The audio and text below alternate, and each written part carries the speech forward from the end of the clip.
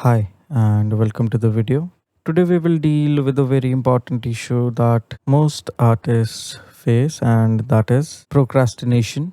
We all start projects with big ambitions in mind, but often these projects are left unfinished. But I will share a trick that will help you increase your productivity. It will help you increase your workflow so that you know how to get things done quickly in Ableton. I'm working on this project and I have some tracks here in MIDI information. Some of these tracks have effects added to them, and most of the DAWs have this feature in them which allows us to render the track with all effects on them into audio, and it's called bounce in place. But Ableton lacks this crucial feature, and I will show you how to achieve the same result in Ableton. Here's a MIDI track. Let's hear it once. I'll solo the track.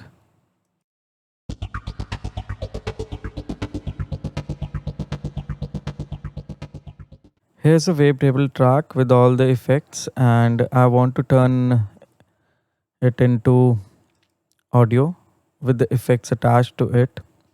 So, first we'll drag this track into the browser and save it here so that when we would have converted this MIDI track into audio, in later stages we have the option to edit it again. Alright.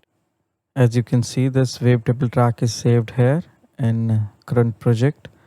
And next thing is that we'll select the track and we'll freeze it.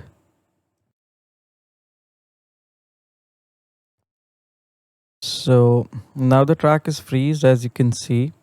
And what you can do is you can add an audio track and control shift, and if you'll drag this MIDI track here, it gets converted into audio track, and you can delete this MIDI track here. This is the one way that you can do it. And another way to do this is by flattening it. So you right click and then you have this flatten track option here, and you click on it, and your track gets converted into audio clip. All right, now let's hear it once. I'll solo the track.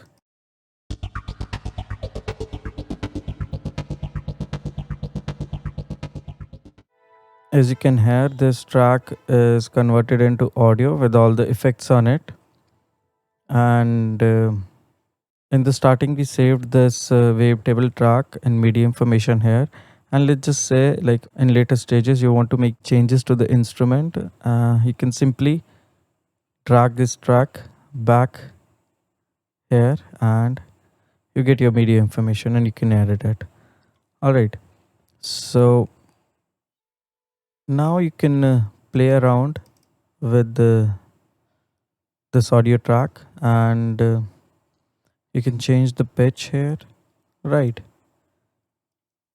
And what else? You can reverse this track. All right. And you can do all other things that you can do with an audio track. Okay. So that's it for the video.